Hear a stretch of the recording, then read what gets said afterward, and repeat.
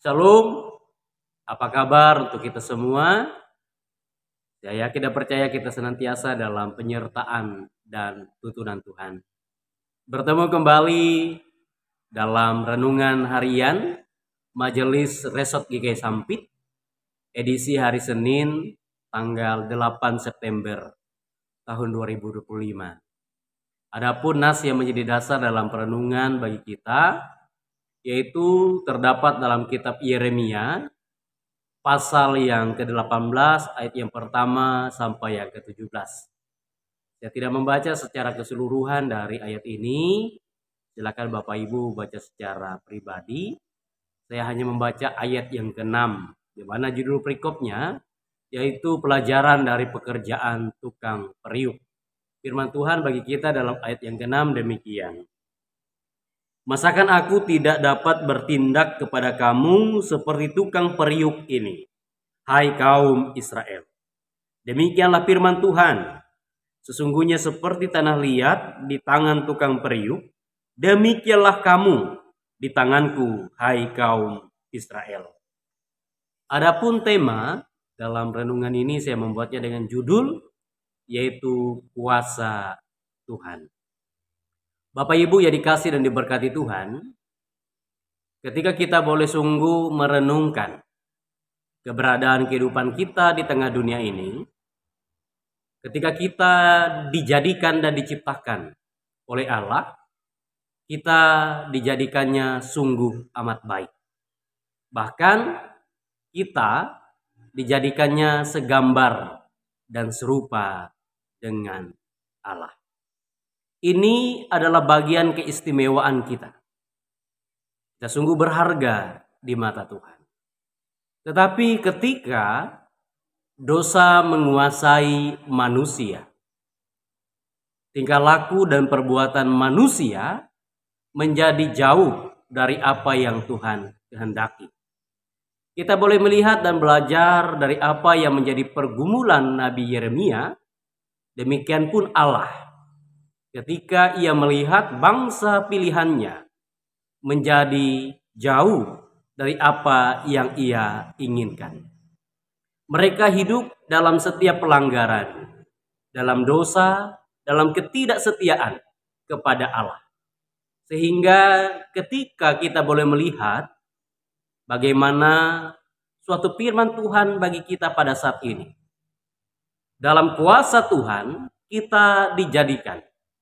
Maka ketika kita hidup di luar dan jauh dari apa yang Tuhan kehendaki, ketika Tuhan mau untuk merubah dan menetapkan sesuatu yang lain atas kehidupan kita, tentu Tuhan sangatlah mudah untuk melakukannya. Maka oleh sebab itu, Bapak Ibu yang dikasih dan diberkati Tuhan, kita boleh belajar dari apa yang terjadi atas kehidupan kaum bangsa pilihan. Di mana dalam firman Tuhan, dalam kitab Yeremia ini pun boleh berkata kepada kita dalam Yeremia pasal 17 ayat 5. Ketika kita bersandar dengan kekuatan kita manusia, firman Tuhan berkata, terkutuklah orang yang mengandalkan manusia, yang mengandalkan kekuatannya sendiri, dan yang hatinya menjauh daripada Tuhan. Mari Bapak Ibu yang dikasih dan diberkati Tuhan. Kelimpahan anugerah sudah Tuhan nyatakan, di mana Ia sendiri rela untuk datang ke tengah dunia yang penuh dengan dosa. Firman yang menjadi manusia di dalam Yesus Kristus. Ia yang mati, Ia yang disalib untuk menebus segala dosa kita. Sehingga kita boleh dimenangkan dalam kuasa kemenangan darah Kristus. Maka oleh sebab itu, mari ketika kehidupan kita boleh diperbaharui. Jangan lagi kita hidup mau diperbudak oleh dosa. Kita bangkit dalam rasa syukur karena pengorbanan Kristus Tuhan sangat berharga. Dan kita percaya ketika kita mengandalkan Dia, Dalam firman Tuhan, Yeremia pasal 17 ayat 7 berkata lagi, diberkatilah orang yang mengandalkan Tuhan, yang menaruh harapannya pada Tuhan.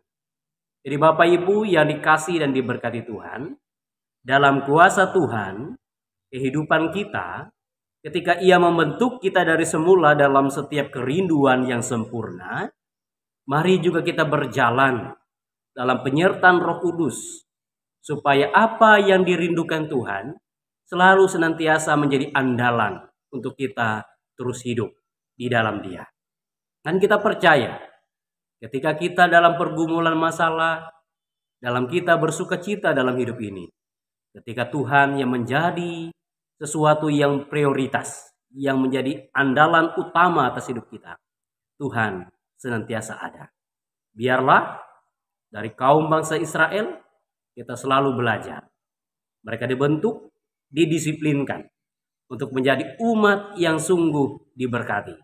Demikian pun kita. Ketika Yesus sudah ada dan hadir dalam hidup kita, kita percaya kita pun senantiasa boleh diberkati Tuhan. Amin.